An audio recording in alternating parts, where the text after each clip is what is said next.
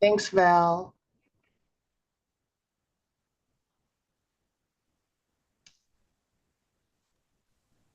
Good afternoon, everyone. So it's been a while since I had even 10 minutes or even some time with all of you to share a few updates. So I'm really thankful that we have that opportunity today. I have a few items to share. Some of you already know about it since we had our leads meeting last Friday, but I still want to share with all of you. Before anything else. So I know there's a lot of faculty and associate faculty going through their evaluation process. Whether you are going through the tenure review or you're already tenured or you're an associate faculty, I know it's a nerve-wracking process. It never stops. But I'm going to tell you one thing that I value most is in serving in these roles as a dean, as an observer, as a participant, I learn a lot from all of you, whether it's from reviewing your packet, reviewing the letters that have been written by your peers, looking at the process. It reminds me about the importance of the role of counseling faculty. So I'd like to take the time to thank you all. I know everybody's going through this. It's going to be busy. It's going to be a lot, especially the co-chairs are going through it also as they're taking care of all their other responsibilities. So thank you. Thank you for your commitment to your roles and also for being here. Now, we've had career services who will be presenting on Focus to Career in a few minutes, but what I'd like to do is just start with some basic updates, and then I'll have our colleagues from Career take it away afterwards. Oh, thank you. Now I got to see. Hello, hello. You got the agenda up there. Okay, so first, I'm sure you all know what happened last week about the elevator and having students stuck in the elevator. So Al Qaeda just gave the okay to do whatever's needed to get the students out of the elevator. But because of that, our elevators are not functioning right now. So this is what's happening. If there are some students who cannot walk up the stairs somehow, the advisor on the first floor will teams the counseling staff. And then we will handle this on a case by case basis. Additionally, what's happening is as students are calling to schedule appointments, the counseling staff has been talking to them about the remote option and letting them know that the elevator is not functioning and that to let them know if it's going to be a challenge for them to get to the second floor. So we're hopeful that through these measures, we can take care of the student situation as much as we can and try to be more proactive. Also, Tim has updated the SARS reminder, the confirmation for the appointment. Another thing is EOPS admitted 114 students into their program. This is huge. So I'd like to give a shout out to our colleagues from EOPS because I believe we had 300 apply. Now, the other one really is huge for me to have tutoring services available in the EOPS space. So they're going to have tutoring available in English and math Monday through Thursday. Of all the years we've had EOPS services, this is the first time. So this is truly exciting. So I'd like to thank Jasenia and Jose for making this happen. And again, today is our Hispanic Serving Institution, our career ACP partnering with FUAS of Medicine. And so thank you to all the counseling leads for ensuring that we have a counselor from Counseling and Student Development representing and providing support. Another thing that's happening is I'm working with Dr. Heron, and we're looking at veteran services, partnering together and looking at ways to streamline the process for VA certifications. So this will be a process, but our hope is to be able to work together and also create some efficiencies that allow us to focus on our role, because right now there's a lot of duplications happening from each side, and also allow us to provide support to the counseling faculty for student veterans. Any comments so far? Next thing is we have that new student course selection workshop. So a while back, when I first started here, I was asking more about it. And that was the part where you start out in a group in a Zoom setting with students and with several counseling faculty. And then eventually we break out into different groups in the Zoom rooms. So one of the things we're doing differently is we're going to be piloting this mid-October to late October, where it's going to be advisor and counseling led. And in terms of counseling led, they were all captured by video. So I'd like to thank Karina Duarte for allowing us to use her voice and her face, for being the face of the new student course selection workshop. So we're almost done. We still have a slide that we need to work on, and I'll show you that later. And again, I'd like to draw your attention to the Regional Strong Workforce Counselor Institute. You got those emails from Ben Gamboa. And again, October 3rd is our Student Services Division retreat. And two more things that latest updates are, we're going through a student services website review because they're noticing not all the links are working. So our colleagues and communications is looking into that. And also it's just been decided, it's official now that commencement will be held at the Front Wave Arena. So I know it gave a mouthful of updates right now, but I'm looking at the time, it's 1:10. Are all our colleagues in the Career Center ready? Iris is here, Stacy. We're ready. Okay, we'll take it away. Oh, you got a question? Okay. And I can share my screen. Oh, I believe so. Yeah, try it. Thank you, Iris. Hi, everyone.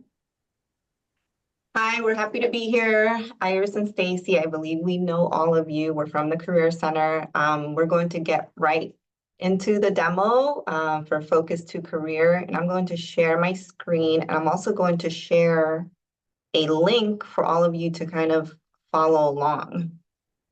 I'm going to put that link in the chat.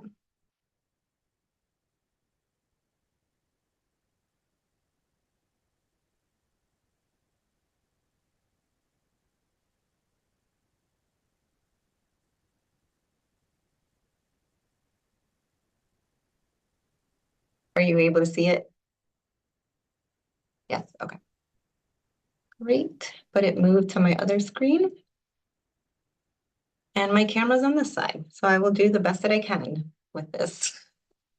So as we go through this, we're going to look at 4 different parts for our new career exploration system called Focus to Career. And I want you all to consider one way that you might be able to use this with your students. Not to do all the things because it's a lot, but maybe one way that this could add value. So if you haven't had a chance to click on the link yet, here it is again. You can also scan the QR code and access the tool via your phone. It's going to take you to a screen that's going to ask, do you want to do admin login or do you want to do student login? And we're going to do student view for this demonstration. So you're welcome to use a student login. And we're going to kick off by looking at the career planning foundations. So I'm wondering if maybe I should kind of walk through that together, or is everybody able to access the website on their own. Iris, it's directed me to log in using Surf, and then it takes me to a complete your account setup page. And I have to select my pathway, which ACP. Because you're looking at the student one. Well, Okay. it may be because I'm logged in as under my faculty role. It's not letting me view a student pathway. Yeah. Let me- Okay. So I'll share. I'm going to open it in a incognito view and see if it does it that way. Okay. I'll share my screen. I think it'll be easier. That way, not everybody has to go ahead and try to log in now. And then we'll send in our email, we'll send an update on how to access it, a student view, as well as the admin. So let me stop sharing this one and change it.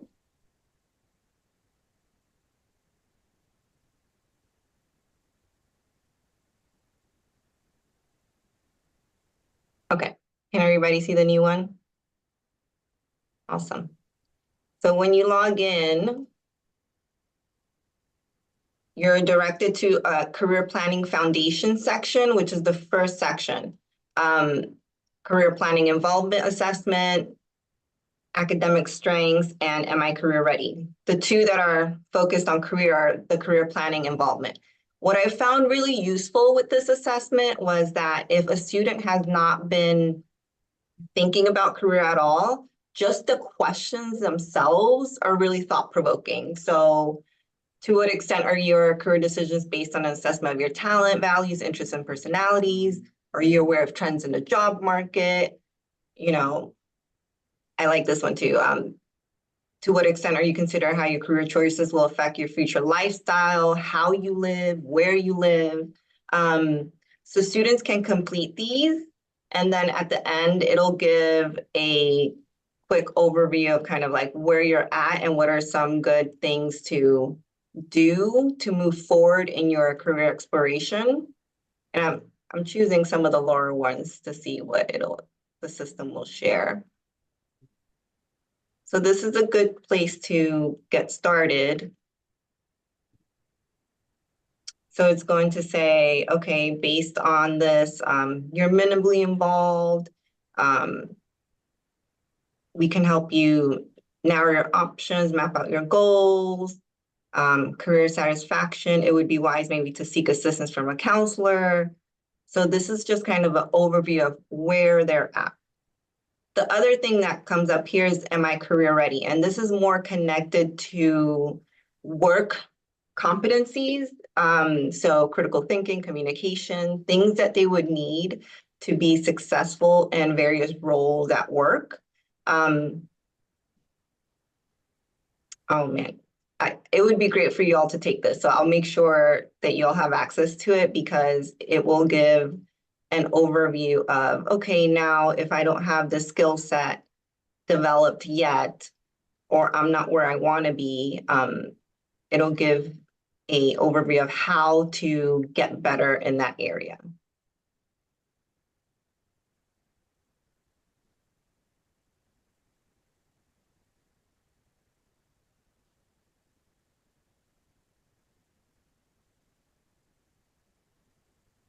Oh, wow, okay.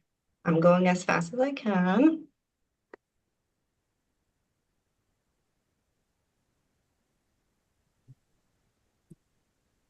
So it's going to share a little bit about where you're at with those work competencies.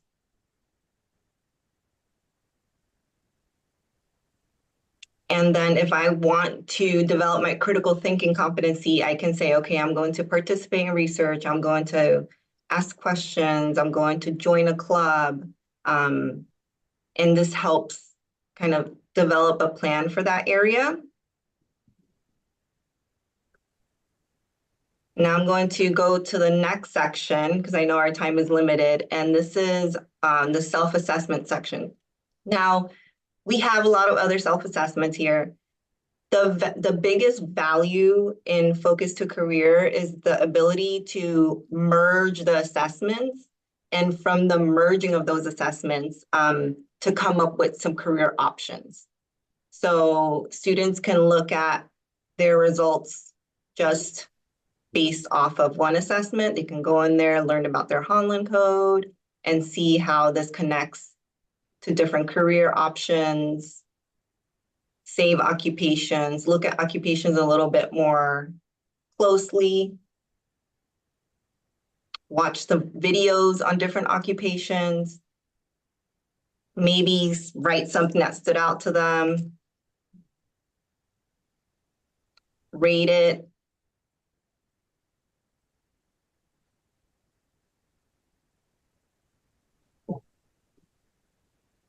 Can I go back?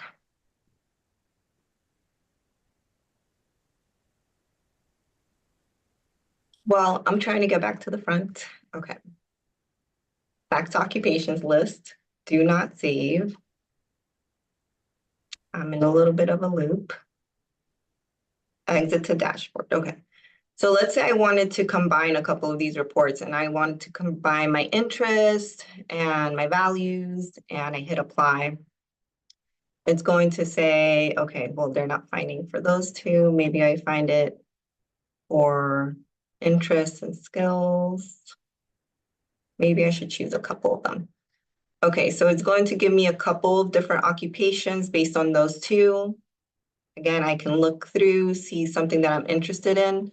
And as you know already with assessments, one of the biggest things that we want to do is we want to expand options, right? So highlight something that students may have never thought of, something that's new to them, so they can have additional options to consider. Exit to dashboard. And I'm going to go through to the next section, the explore possibilities sections. This is another one where you can see what can I do if I majored in this? And then this one's specific to MiraCosta. What can I do with a specific major in MiraCosta? I can, if I know the name of an occupation, maybe I thought, okay, I want to be an accountant. Let me go in there. I would have never thought I was going to get 1, 2, 3, 4, 5, 6 different accountants, right? So what's the difference between a systems accountant and a cost accountant? I can go in there and check that out, right? Watch this video, see some of the earnings. I do want to caution you that the earnings are national, not regional. So for salary, I still would encourage to use Career Coach because it offers regional salary information. You can go ahead and compare. Maybe I want to look at becoming actuary versus, I don't know, something different. An admissions person. And you can compare training, job tasks, interest scores, values, skill sets, typical working conditions.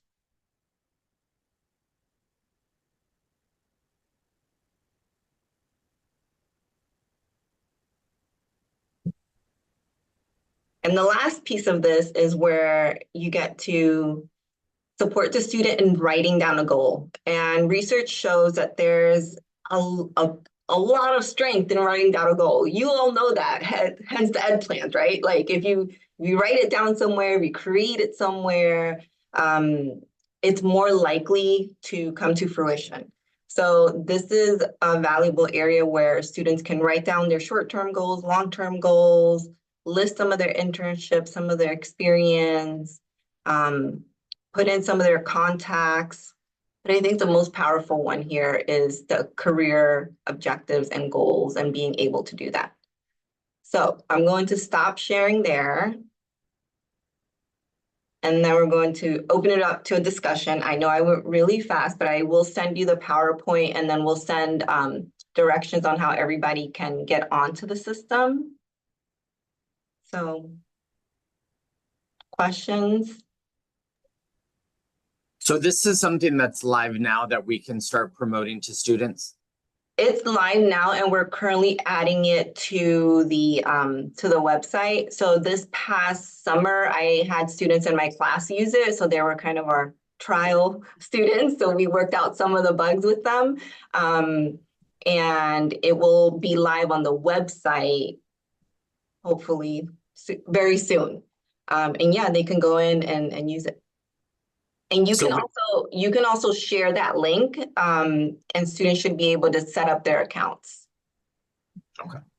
I'll make sure to get it on the website, Donnie, before next week.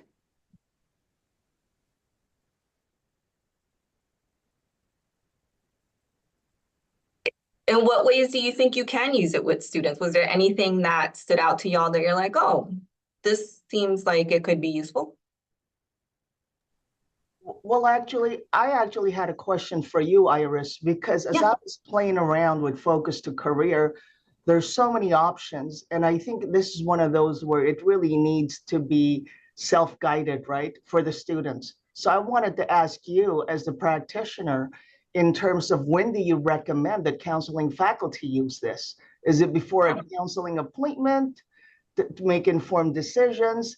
And which specific self-assessment, since there's so many? So it'd be nice to see what your recommendations are. That's a great question. So I think that if you have a conversation with a student and you feel like through conversation, they're able to share a bit about their values and their interests and personality and their strengths, and that's coming out, then you don't need the assessments, right? You don't need to use that. Maybe they want to use it more as a labor market research tool, right? Like, oh, I have heard about an accountant, but I didn't know that there was a systems accountant. I don't know what that is. Well, here's some information. You can use this and you can guide them to where it goes. But for the student that is like, I just don't know, right? Like you're trying to pull, ask the questions, probing questions, and they're just like not connecting with some of the VIPs that we want them to connect with, then this would be a great tool. And you can guide them to that area, right? Okay, let's see if we can focus on taking a values assessment or a skills assessment. With the skills assessment, I do always caution, right? They're in a period of developing a lot of skills right now. And as lifelong learners, they will develop more skills. So based on their current skill sets, these are some of the things that this the skill assessment is recommending that you consider. But keep in mind that your skills are constantly developing, right? So that's how I would use it. Stacy, I don't know if you want to share other ways that you might encourage counseling staff to use it.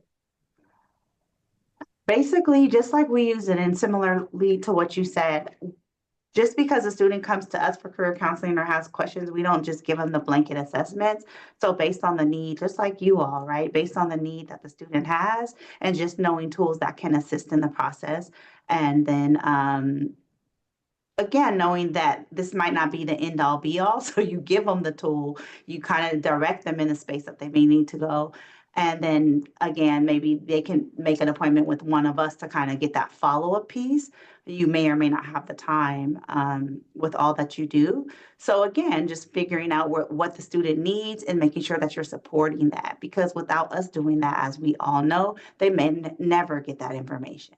So with that being said, the way I said it and everything, is there any questions for me? Any additional questions for me regarding? Yeah, there are questions. So Luke posted, where do students access this tool? So the last time I saw this was on Okta. Is that going to be repopulated there or not? No, I was crazy because we popped in there like a day and there was like all of this. So we have the login for that. We are going to get it on our website, Luke, and maybe we can have I have it in my class and different things like that. If you want to use it for your class, I can help you all use it as well. Luke, give us some time. I think we're going to get it on our website, but when we did Okta, like people were just jumping in, just playing. And it was just taking hundreds of like, they start one thing and then or one question and that was the end. So we will put it on our Career Center website. We have some career exploration printouts in our office. So if that's something that you all want to have as well, we can provide you with some of those copies just to have in your office. And then it also has our contact information again for the follow-up. Definitely not taking that away from you all. The follow-up, please do it if you want. But again, respecting that you all have all of these students beating down your doors for ed plans. So we definitely can get you some information on how to log in. And again, we will get it on our website no later than Monday. Okay. And Stace, there's one more question. Yeah. Luke wanted to know, do we have access to student reports? We would have to give you administrative rights, and I don't know, Luke, if you deserve those just yet. So we just have to figure that out. Uh, That's something I need to figure out. No, not trying to play, Luke, but I'll get back to you on that. It's not that you can't have them, but to give everybody that, I don't know the best approach. I think there's a way to give access by class. So for example, Donnie mentioned, okay, I see Freddie and Donnie, you made some comments regarding class. So I think that's how we have it set up with Karina, that you have admin access for your class. And you can view the students that that you see, and you can see their reports, everything as they submit it. So that might be a way that we can set up anybody that's teaching. Gotcha. That's nice. Any other comments or questions? Karina? Yes. I like it because it takes different websites and kind of combines it to one. So it has some like ONET stuff, it has some California Career Zone stuff, the assessments, and then the videos. We used to have, I think the Career Center used to have that one where it was like you could compare careers and watch career videos. Oh, Career Cruising. Mhm. We don't have that anymore. So now this kind of looks like it supplants that and more, which is great because it's all in one spot instead of toggling between different sites. So it's super cool. Thank you, Karina. That was the goal. We got rid of some things because we were paying for several tools and some of them were outdated. And so we were trying to find something that is more up to date and kind of a one-stop shop sort of thing. So thank you for that feedback. One And thing, Stace, go ahead. have you shared this with Genius team for ACPs and Pathways? Not yet. I just got back, Eileen. Okay. So not yet. No, not yet. But we'll get a video out because some of our other tools, we have videos on how to use them and that nature on our website. So we can get a video and then we can definitely send them that video. We're also getting we just got some funding. We're getting additional marketing and brand, all kinds of stuff. So we're getting a professional video done for our department. So there's going to be a lot of stuff Nice. coming out regarding us and what we could provide for students. So we'll be using that in-house, but also with students. And we're also going to do some campaigns around some of the stuff.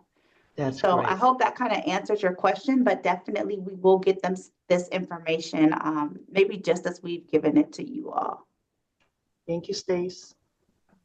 I think lastly, we're piloting and we're using it and we're working with the vendor to make any adjustments. So as you all are using it, if you think there's something that could be beneficial for us to adjust, let us know because all that feedback's really helpful. And we'll see if the vendor can add that or, you know, change it a little bit for us. They're really flexible and supportive, and we've already had feedback with them on how to adjust some things, and they've been very responsive. So if you come across anything.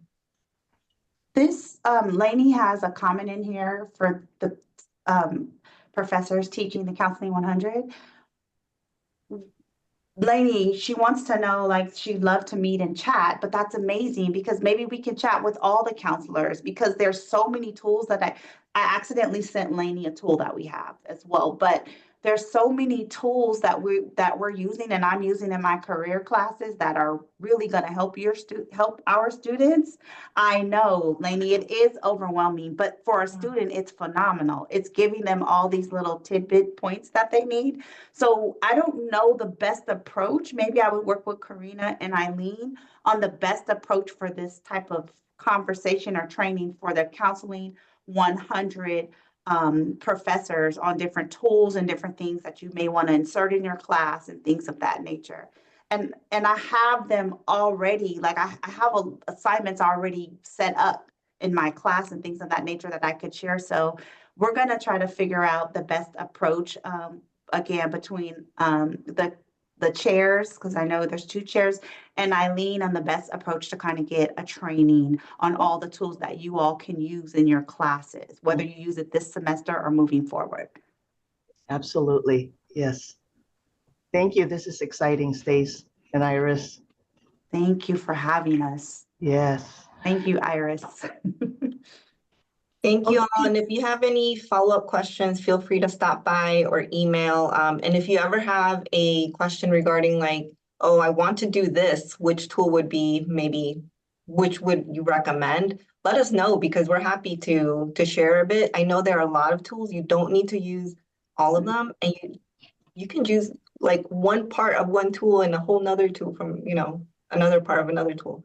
You can combine a bit. So again, thank you for your time. Appreciate you all always. And then if you have any questions, keep in touch. Thank you so much. We're going to run to this event, Foods and Medicine, but Yes. thank you so much. And thank you, Iris and Stace. And next, I'd like to welcome my colleague, Tom Tubon from TCI. I've heard a lot of great things being offered, and he's going to go ahead and take this time to share a little bit about how we can help promote these programs. Take it away, Tom. Great. I'm going to share my PowerPoint here in just a moment. Can you guys hear me okay? Yeah. All right, right on. Okay, so let's see if we can get this to work. Wrong screen. Sorry about that. Let's do this one again. Screen 2. Okay. And you should be able to see this screen, which is our ComEd workforce development screen. All right, so I'm going to run a little bit through TCI and what we do with community education and workforce development. So thank you very much, Dean Cricks, for letting me be part of this conversation here. I do want to introduce some of the things that we do at the Technology Career Institute, partly because for many, it's an unknown as part of the college. And so I want to start off by saying that we're the part of the college that is fee-based or not for credit. That's distinctly different than the non-credit side of the house. So we charge for our services. But we do charge for our services with the idea that we're cost recovery. So anything that we charge for our courses, we put right back into the system.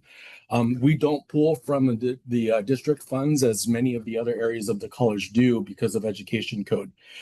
So we are self-sufficient for all intent and purposes. And so the revenue which comes in to help support us comes from our tuition, comes externally from grants and external contracts. Comes from a variety of sources that is outside of the scope of our district funds and our leverage of the district funds. So that kind of helps to frame up what we do at the TCI. And it scares a lot of people because I say we're not, we're fee-based, not for credit. And so people are like, oh my gosh, that's a lot of money that you must be charging for those classes. Well, the workforce programs that we have here, they do come with a price tag, and we'll go over that in just a second. But the other side of that coin is that we oftentimes are able to secure external funding that will help to reduce that cost of tuition down to zero. For example, very recently in our engineering technology program, it's a $7,000 program per student. We recently received support from a private foundation called the SEMI Foundation. And they're supporting 100% of student tuition for the next few cohorts, including wraparound services and costs. So we can effectively reduce and provide opportunities for students with minimizing the barriers to engagement here through TCI. So we never want to make the cost for our courses a barrier for students to come in. And I think that's a really important thing because of the way that we operate here. So let me start off by saying what we do. Again, I said we are fee-based and not for credit. We're cost recovery. We do have one arm of the Technology Career Institute, which is our community enrichment. You guys have gotten our catalog in the mail. These are our community enrichment classes, like our watercoloring classes, our yoga classes, our cooking classes. We have 140 plus classes that we offer at least 3 to 4 times during the year, with 174 instructional faculty that we employ through the TCI. We also include in that College for Kids, driver's ed, all of our lifelong learning. And so when you talk about like a Friday cooking class that we have here at the TCI, that's usually covered with us, and it's just a community engagement class. The other side of that coin is our career training certificate and courses, which may be of more direct importance to the audience which you all are working with. These career training certificates and courses oftentimes can be completed in under 4 months. And so I'll give you the scope of that on the next slide. But these are driven by our active labor markets. They're industry short-term, hands-on training. So our classes generally that we have here at the Technology Career Institute are about 80% plus hands-on. And so we treat many of our classes like an employment, like a job where they log in, they log out. When they're in here, they're on the job. And they are taught by our industry experts who really represent that side of, they're either working directly in industry, they're journeymen, they're people who are coming in with direct industry relevance in the field that we have available for them. So we also build in career readiness and networking, employment and interpersonal skills. And so the soft skills or the interpersonal skills, that's embedded in our work environments, communications, all of that stuff has been integrated in with all of our core signature programs here at the TCI for workforce development. We build in sense of accountability, responsibility. This is literally, like I said, going into an actual job environment. We offer resume boosters as part of each one of our signature courses or programs. We provide opportunities for students to attend meetings, conferences, networks, and we build in certifications such as our OSHA training, lean training, and for electronics, various additional certifications that are part of that particular field and industry. And so what are these different job areas? We have 12 very discrete signature programs here that can be completed anywhere between 12 weeks to 21 weeks or so. Here we have an example with biomedical equipment technology, engineering tech, machine technology, uniquely abled CNC operations for students who are on the spectrum. And these are indicated here by hours and also the number of weeks, but also they can range in total amount of time, with our highest number of hours being 40 hours a week for any given program. So it's a 600-hour program. The placement rate out of our programs is about 88 to 96%, depending on what the programs are. These folks are going right into the industries. And in any particular field, I can tell you what the salaries are that they're making. And they're making some pretty high wage competitive salaries for, pretty good living, at least, for here in San Diego, especially. So we also have programs in drone pilot, welding, phlebotomy, real estate, HVAC, electrician, and the one that's not on here that we just created, and that is in aquaculture. So the blue economy, right? All of our programs are created in response to the industry drivers, to the economic demand in the region. And so aquaculture, what is aquaculture? What is blue economy? We're a San Diego side town. And so a lot of our resources are ocean-driven resources and seafood. And so, think about seafood in San Diego. About 88% of our seafood in San Diego is imported. And so why is that when we're a seafaring town? Well, there's a movement now to create more of a sustainable fishery, sustainable resources with our blue economy. Use our resources to create things in San Diego which can fuel the San Diego economy instead of importing them. That's blue economy.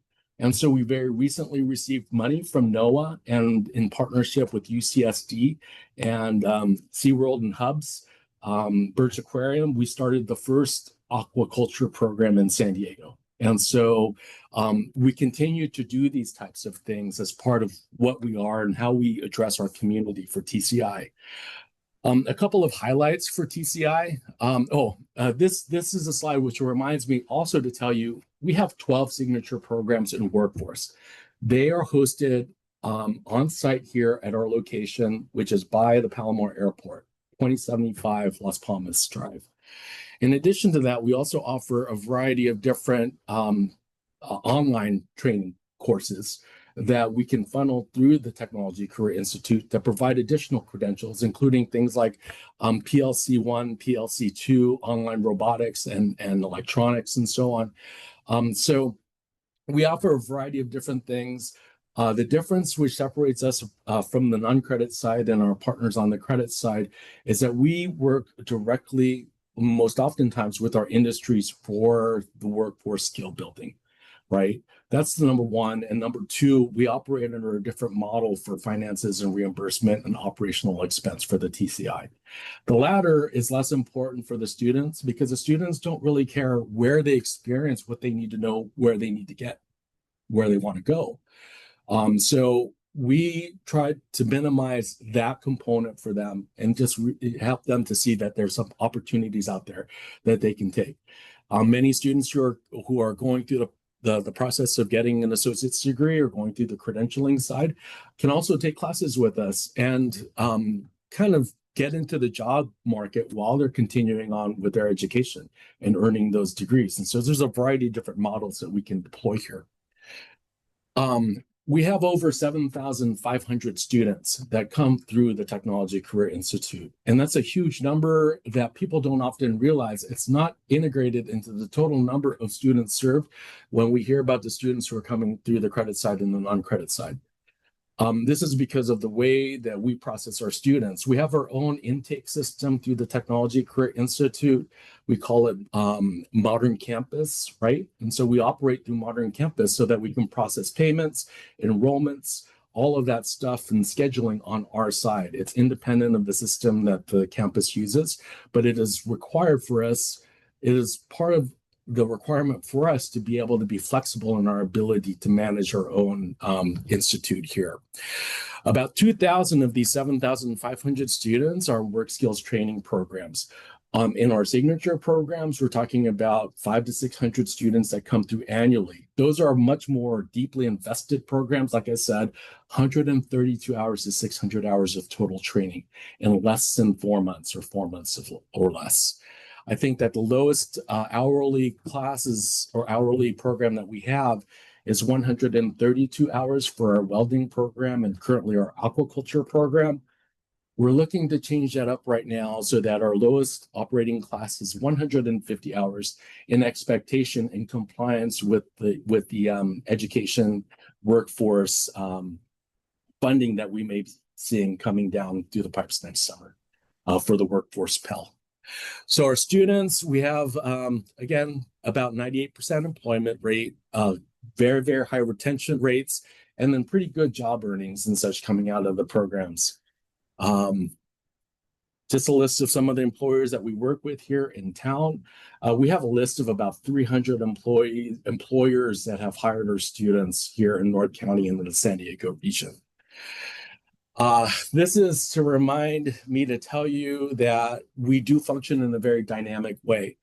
And so what it is that we teach now may not necessarily be what we're teaching in a year or two from now, because we can pivot based on what the industry is looking for.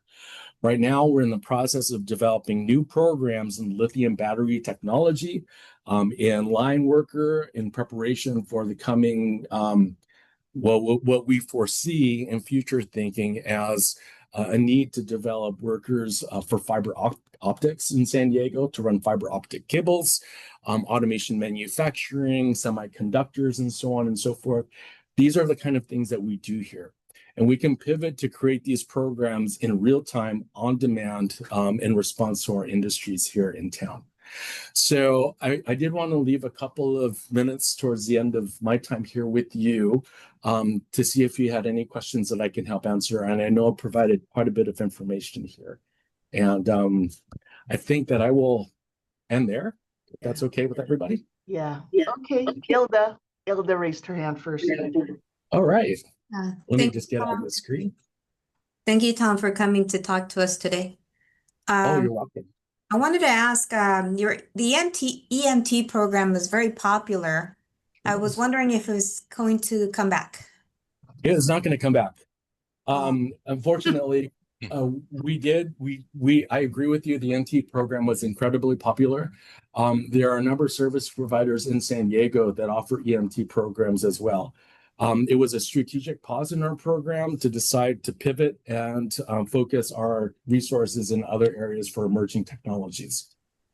But short answer is that at this point in time, foreseeable future, we do not see EMT coming back. And next we have Lise.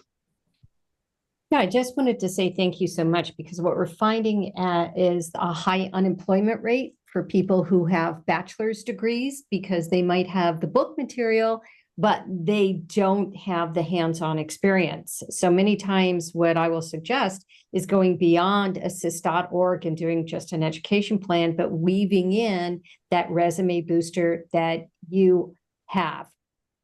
Here's an interesting fact, though. I went out and I was trying to connect with your teachers that are in the vet tech program, for instance, because anybody that's pre-vet should really have these hours. And there's a program available, and I wanted to build this partnership going, hey, may I share information with you guys too? I am on day 3, and now I have to set up a Zoom or call with Megan to see if I could possibly get their information. Isn't there any other form of communication that would be easier? Because I know they're not a @miracosta.edu email. I don't know how to interface with people. If you're interested in talking to some of our SMEs and learning about our programs, the best thing to do, I would offer 2 things. First thing is to contact me directly. And I have no issue with speaking to someone directly about the resources that we have available here. It may take a little bit of time for me to answer the phone, and if not, that goes right to my front office staff. So my number here is 760-795-6824, and I'm fully available to answer any questions that you may have. If you have any questions about our program and instructors and stuff, change the last 2 digits to 20. And you'll hit our front office staff. In Okay. terms of your, And can you also put your email in the chat? Because a lot of times we want to Absolutely. get information to you guys. Thanks. In terms of our student population that we field here at the TCF for Workforce, we get everyone from folks that are finishing high school or coming out of high school we very recently had someone who's entering into a PhD program, and she has her master's in aerospace. And so you're running into the same type of a situation where people go through the traditional academic pathway and they just don't have that hands-on, or they would like that additional hands-on to move forward. So thank you for mentioning that. Okay, next we have Donnie. Hi there. Thanks for sharing everything that you have done. I work with our veteran population, so sometimes we have students that prefer to go to a non-traditional route for schooling. And I know some of your programs are GI Bill funded while others are not. Before you send that PowerPoint over, could you potentially add little icons or something to the programs that are GI Bill funded, or if you have something separate that you might be able to send out? Yeah, we do.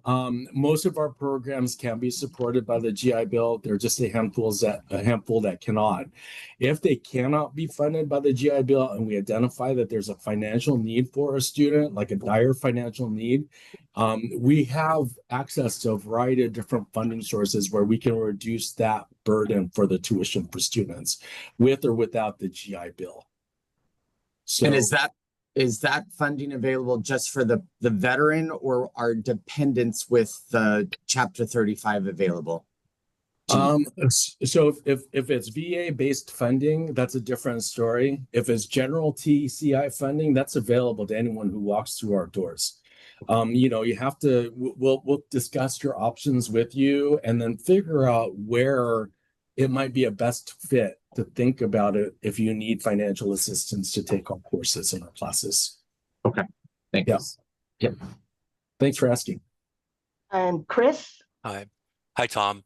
Appreciate you being here. I had a question. So let's say I'm a student, right? And I come to you and I say, which profession should I go into now that you know that there are people waiting for me after I finish that program? What would that be? We got 12 programs that people are queuing up to take our graduates out of. It really does depend on what you're interested in. For a student, what I would suggest, or for anyone, what I would suggest is come to our Friday 9 o'clock open tour for our public. This is a 9 to 10 o'clock in the morning open tour. We go through every one of our programs, and then you can figure out what one serves you best. And if you can't make the tour, the student or anyone can come and just say, hey, can I get a tour scheduled for us? And we'll do that. We'll have some of the staff escort someone and give them a tour of the entire facility and the rundown. But you know, it really does depend. I mean, top jobs right now, electrician and HVAC. Absolutely. But you know, that may not be everyone's bread and butter. Right, right. I have one more question. Yep. So are there cohorts of students in certain areas that are like in an internship, like are working towards an internship because a company has come to you and said, hey, we need X amount of people in this area? We have the ability to do internships and apprenticeships and externships and all of that stuff, but we just don't do it because by the time the students finish our program, many of them are already hired. So our interactions with industry are so tight that we go through and we have a lot of these connections to our industry. They get to know the students, students get to know the industry, and it's a relationship that starts from the very beginning of class. Okay, cool. Appreciate that. Thanks, Tom. You're welcome. And next we have Sanar. Hi, good afternoon, everyone. Hi, Tom, this is Sinad. I just wanted to get some direction from you. I know you said that you are busy, and we have the non-credit application, the credit application, and then TCI is another process. I have had situations where students are under the impression that they have made an appointment with someone from TCI and they log into a counseling session with me and they did the application for credit, which, you know, it doesn't automatically sync into TCI. And then I try to, you know, call one person and then, you know, no one picks up and try to find someone else. And so the student is on the Zoom waiting a little frustrated while I'm trying to call on my cell phone. Is there a specific person that is like a key contact where I can just say, this is the person that you can call at this number. This is the person you can email at this email. Mhm. This is the person that will respond, just so that the student's not, you know, on the Zoom and I can't get through. So if you wouldn't mind sharing that one person that it does the community liaison work or the community response, I would really appreciate it. So, Sinar, thank you for asking that question. I started this position about less than under a year ago as the new executive director, and my predecessor did an amazing job here. I'm willing right now to serve as a point person for the TCI for interactions with students and contacts. My information is in the chat box on the side. And so if I can't answer the question, I will direct it to someone who is directly on staff that can answer those questions. But my hours here are generally 8 in the morning until the cows come home. So we run classes here at the TCI that go until 10 o'clock at night, 7 days a week.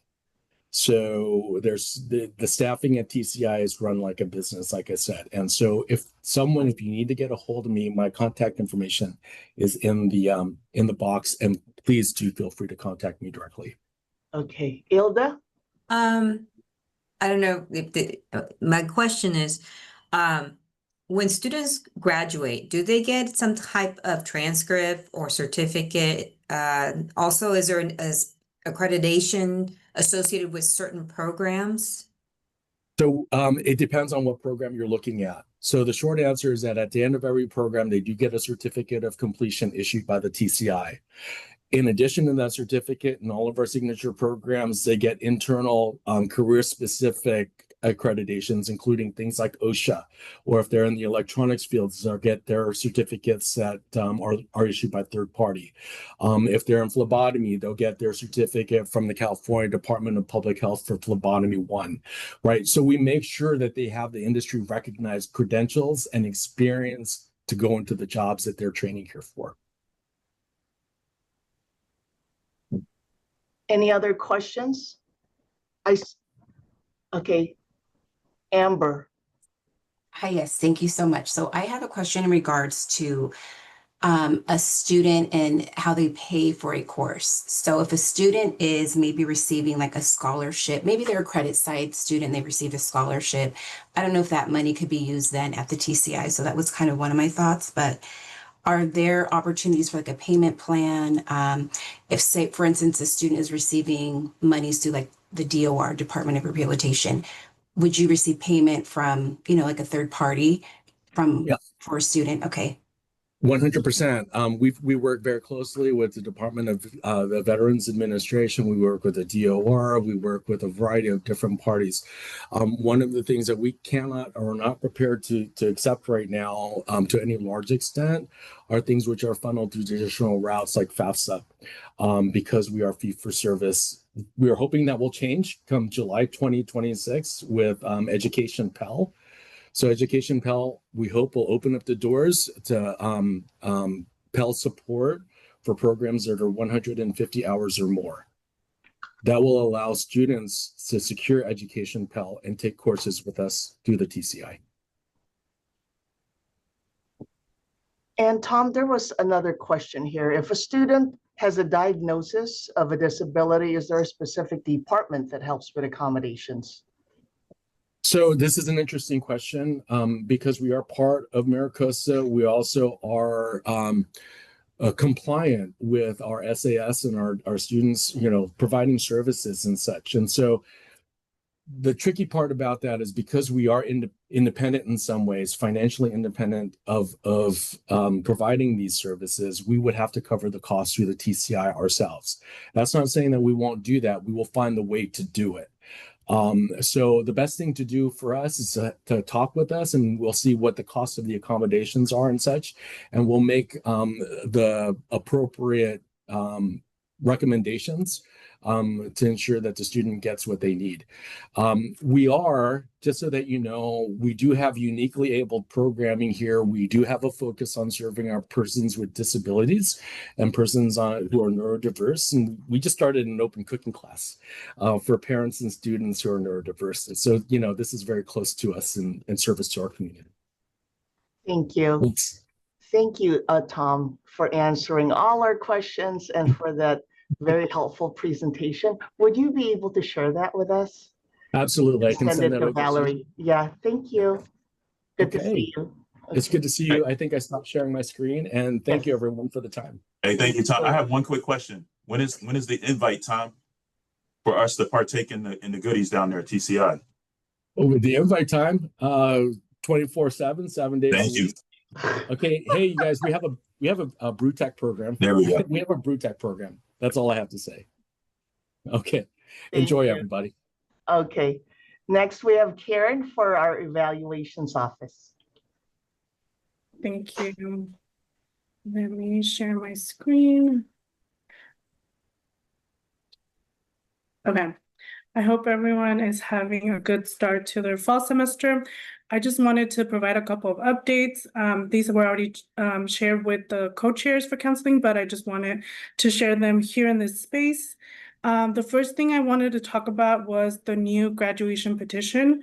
We are working on updating our Adobe forms to only have one petition for graduation. So rather than having students complete multiple ones, if they are trying to receive multiple degrees or also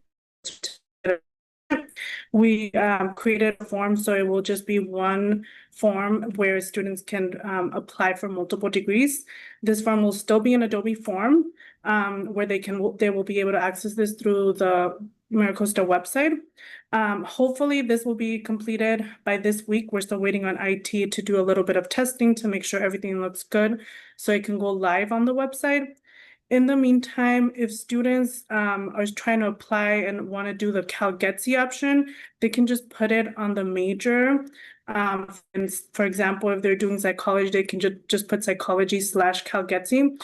But the new form will have the new deadlines for the graduation petition, as well as the CalGETC option for their GE pattern. The next thing I wanted to talk about was spring and summer diplomas. So spring 2025 diplomas have been sent to Parchment, so those have been mailed out to students. For summer 2025, we have finalized our postings, so they will be mailed out by the end of this week. So students will start receiving the email from Parchment to verify their address, so we can send those out in the mail. The next update that I have is about non-credit evaluation transition. So our evaluations team is going to absorb the non-credit evaluation of adult high school diplomas and non-credit certificates. This will be starting this week. So any emails related to any updates or forms or questions about non-credit certificates or adult high school diplomas can be directed to our evaluations inbox for now. And the only updates that I have for now. Also, I will say that I will be sending the new the fall 2025 evaluator update that will have the breakdown of our new alpha split with our evaluators. I'm just waiting for that graduation petition to go live so I can link the new link, and it will be all updated with the new SharePoint Online link as well. So that's it. Thank you. And Karen, there's a question from Jed. Will the GE certification request form have a CalGETS option soon? Yes, so our evaluations team is undergoing new forms, and so that is the next one that will also go live. We've also updated our own CalGETS certification process so that we can add CalGETS in there. And so I think we'll go through the new form assembly and we'll send updates when that is an option as well. And I've also partial to our G certification. Yes, please. Okay, thanks so much, Any other Karen. questions? Thank you. Thank you. I thought I saw Professor Gerson here. Oh, there's Professor. Hi. Hi, Jennifer, finally. Hi. Can Glad you to hear meet me? you. Yes, Okay, good. yes, she comes to us to share some updates from the horticulture department. I'm so glad you could make it, so take it away. Thank you for having me. And it wasn't only updates. I just wanted to start communicating more, I guess. We don't currently have a department chair at the moment. We haven't for about 6 months. Meantime, we're all associate faculty in our department. So we're running a whole department with our dean, So I just thought I'd give you a little perspective on. I know we have a really unique program in horticulture because it's more of a career-oriented program. I loved hearing Tom's about actually TCI because we're very hands-on here as well. So I thought I'd share a little bit and then offer to answer any questions you might have for us. We are trying to, and can I share my screen as well with, could I do that if I Yes, can? please do. Just so that is not what, okay. So currently we've been meeting with our dean, Mike Fino, who we're new under him as of last summer, about a little over a year ago when everyone kind of was reconfigured, and it's been great. So being in the science kind of program now, but we have, one of the things he noted right away was we have so many different certificates, and so we're really trying to streamline our programs into 2 pathways. And naturally, we already have this, but you might not know this, and feel free to interrupt me with questions if you have any. But we have kind of a agriculture, growing plants, production type pathway, sustainable agriculture, nursery, horticulture, production. Both outside. We have 10 acres down here. If any of you have never toured, if you want to grab me, I could take you on a tour at some point. But we have 2 huge greenhouses where we grow the poinsettias. We have gardens. We have in-ground growing, above ground growing, and we're connecting with a lot of clubs as well now. But we have that aspect, which is completely different from when you go into like landscape design, where you're drawing, where you're doing CAD, and potentially going on to do a 4-year degree in architecture, landscape architecture or something. So we're working on streamlining up 2 pathways where hopefully it'll be easier for all of us, where we have a core curriculum for both and then specialization. So that's one of the things we're in process doing. Deciding, some of our classes didn't always get filled, so deciding whether to keep them, talking to industry professionals about what should be in there. So I thought I would first mention that, and Then the other thing was, and hopefully when we have an update, after all of that, I can come back and share with you. I know one of the reasons I reached out originally and was that I teach, sorry for scrolling here. I don't want to make anyone seasick or nauseous.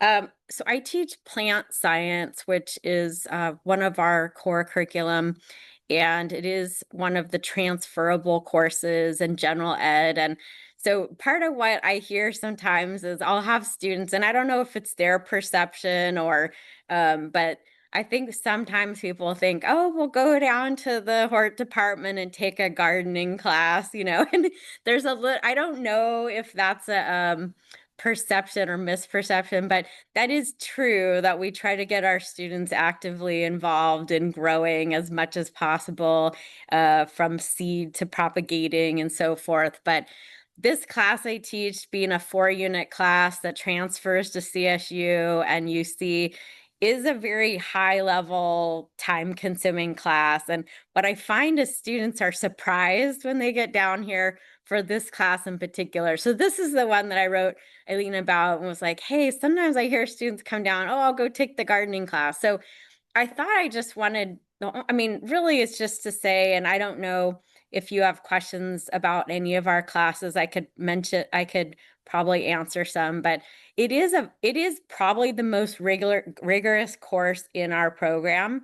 And it is at the level of a UC college. And we have, several PhD professors in our department as well. Some of them are retiring now, but so it is time consuming. It's 6 hours a week, in the classroom, obviously 3 hours lab, 3 hours lecture. So I don't know. I just thought I would address that, or if any of you had any thoughts or questions about that. And I love teaching this class now because I get a lot of non-ag, non-hort students, but a lot of them do have an interest in plants and obviously meeting the general ed life science requirement. So it's fun, but I'll have a wide variety of theater students and art students and auto students and others, and we do enjoy it. But so I'm just here as a resource. I thought I would kind of address that too, that there are classes in our department. Like personally, I teach 116 and I teach 117, which is plant identification. And you might see me on Friday mornings. I walk all around campus and I look like the Pied Piper because there's like 20 to 30 students following me. And we go identify plants all around campus. And I would say second to 116, this one is one of the hardest because students have to memorize. It's just learning to ID and memorize names. So I actually personally, even though we don't have any prerequisites in our department, or if I have a student in these two at the same time, I tell them, these are the two hardest, like try not to take them. And I wouldn't expect any of you to remember that, but for you to know, they're very different. The first one is very textbook heavy, reading, learning, labs. The second is a lot of memorization and physical. They press plants, they make a collection and so forth. So I don't know if that helps you at all, or if I could address any. I know we have such an eclectic, yes, Hilda. Oh, hello. Thank you. I didn't mean to interrupt your No, that's fine. Going back to the 116, as you know, students don't necessarily come to talk to us about their course selection. And I think maybe just that first sentence may be a little misleading based on what you just described to us, where it leads with introductory course, basic principles, that maybe that's what they're focusing on and assuming that it's a not such a rigorous course. That would be my thoughts on that one. I did want to ask about your Hort 115, which is approved for our CalGETC and also our MCGE pattern. That course, I wondered, is there an opportunity for it to be a 4-unit course versus a 3-unit course, similar to your plant science class, so that it can satisfy the 7 units of lab requirement for our CalGETC, so students can choose to not do a lab with physical science. That's typical what they're looking for. Yeah, and that was something that our department chair, so I've heard that discussion many times and I forget her reason for it does seem like it could be and should be a 4-unit as well, but I can bring that up. I don't know if I have the answer, except there were certain with our limitations on instructors, I would say we have most of the instructors in our department work. They have their own business or they work elsewhere and then they come teach here at the moment, because you heard we were not approved for any full-time faculty. We have one full-time faculty. So for some reason, our previous chair kept it at 4 units, but I will bring that up to Mike and see if there was a reason that he knew of why it had been kept at that level. So no, I appreciate you bringing that up. I've heard the discussion before and it seemed like it was a preference or of the chair, the chair that's out on leave right now, but I'm sorry, I don't know. I haven't been involved. She really alone was developing these, or some of them were not getting redeveloped during the program reviews. And that's why we've actually all jumped in now to try to address, we've lost some of our classes because they weren't being filled, and looking at those reasons, bringing them back. So no, thank you for bringing that up. I'll try to ask about that. Thank you. And just one last thing regarding, since you are sharing with us the rigor of these classes, soil science, I would assume, is also a challenging class. It's not as challenging as plant science. It's very hands-on. It has more of a chemistry side to it than the one I teach it does. You can see that here with the pH, the salinity, calcium levels, the EC, like different things in the soil. But it's so hands-on that it's not as rigorous. It's not as much reading, and it's not as much time in the classroom. And I believe Obviously. Sinar has a question too. Oh, sorry. Yeah. Hi, good afternoon, Jennifer. I'm Sinara. Nice to meet you. Nice to meet you. I have a question with now with the cannabis dispensaries. I have had questions from students, like they're going to be doing like the plant side because they have a business partner that's just going to focus on the business side. Which courses would be best to recommend as introductory courses for students that are interested in that? Sure. So I actually teach, growing plants, plant science is a good foundation for that. And you're absolutely right.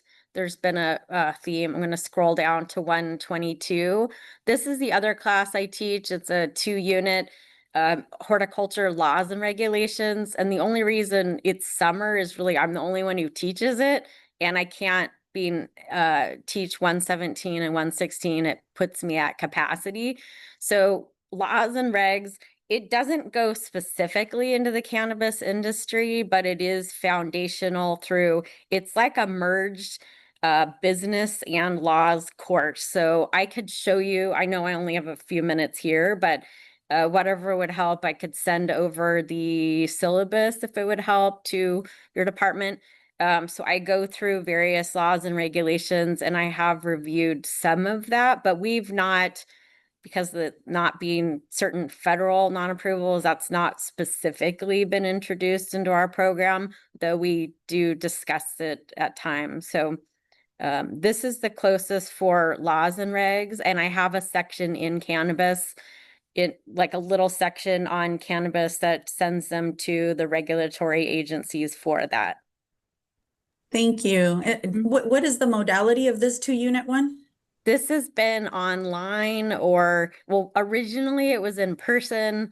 And then because of, I had family things going on, I switched it to online. And I like to do Zoom, but this college, I'm trying to understand the needs of students, but my department has wanted to do recorded lectures instead of asynchronous. I prefer synchronous because I like interacting with students. So this summer I taught it asynchronously, and then I offered an optional night that they could come. So I would have like 6 or 7 students from the class meet with me, and we'd go through the materials for the week together. So just addition, but it varies. I've taught it in person in summers pre-pandemic, and then it went to synchronous, and then last summer it was asynchronous. So it hasn't been regular.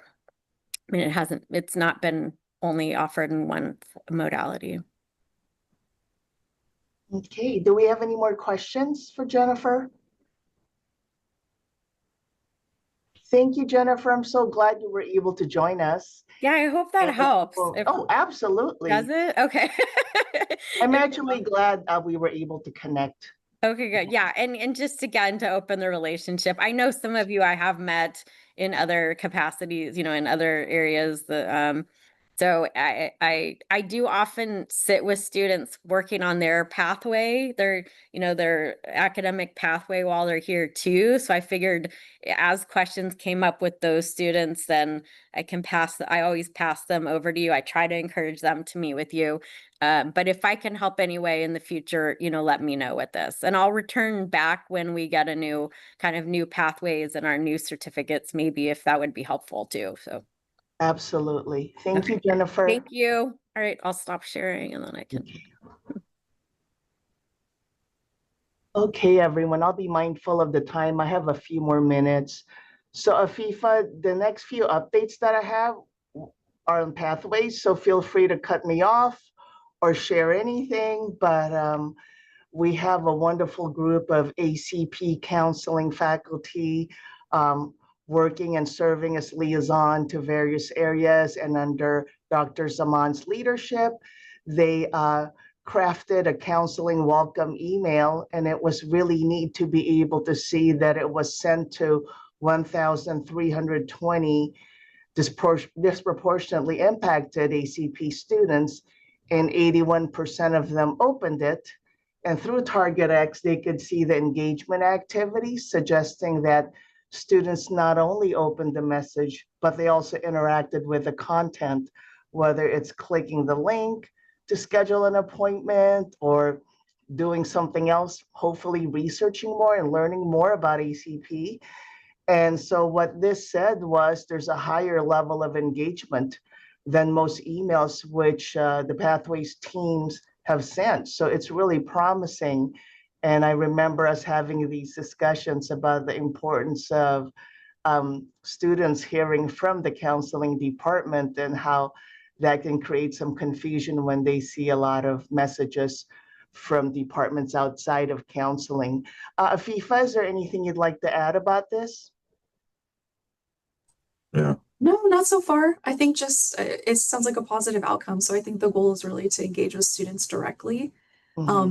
There's a lot more, I'm sure folks probably want to know about ACP World and Guided Pathways World, but essentially it's, these are students who are disproportionately impacted. They're students who are not served by other programs like EOPS or ACE programs. And so, these are students who may not be enrolled full-time or in a variety of ways, maybe first year or not. And so really it's just an effort to engage with them and get them connected directly to counseling, to appointments, have them have like a name and a face, hopefully, that they're relating to. So yeah, overall, I think it was a really successful intervention, which is really exciting. So that's awesome. Thank you, Afifa. So next, for dual enrollment, one of the things that Jenny has mentioned to me, there's actually a crosswalk for courses and requirements that'll fulfill Carlsbad High School and Oceanside's requirements. So what I'll do is I will send that to all of you just as a reference. And for academic maps, so this has been happening for a while now since I first started, and we started working with Zhenya on what to do in terms of initiating an academic map. And so I'm pleased to share that we've just completed the counseling support curriculum modification mapping request form. And I'd like to thank again our ACP team, our leads under Afifa, for giving such valuable feedback. So the purpose of this form is to make it a collaborative process between counseling faculty and the curriculum originator.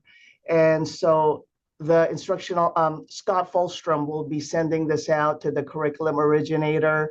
And then once they fill it out, it'll come to me with all this information completed, and I will just share it with the appropriate person for follow-up. Now, another thing that we did was we did a counseling support curriculum modification form. So for this curriculum modification, it's just for existing curriculum with minor changes. And I'm sorry, I gotta go back and thank Lise for the feedback she gave on number 18 of the academic map initiation form. But for this curriculum modification mapping request, these are for existing programs that have minor changes that's impacting the current maps in place. Again, thanks to the ACP leads for the team for providing such valuable feedback. So I wanted to let you know that I'm about to finalize this, move this forward to Zhenya's team so she can send it to Scott Fulstrom. I just wanted to make sure I had a chance to share this with you. Last week, you saw an email from Ben Gamboa, and it's about the Strong Workforce Regional Counselor Institute. I think they meant to say 25-26, but I saw 24-25 on the email. And so it took a little bit longer to get that announced. And I heard part of it was Ben was working with HR to make sure that we were following the contract. But for those of you who haven't had a chance to do this, this is the 2.0.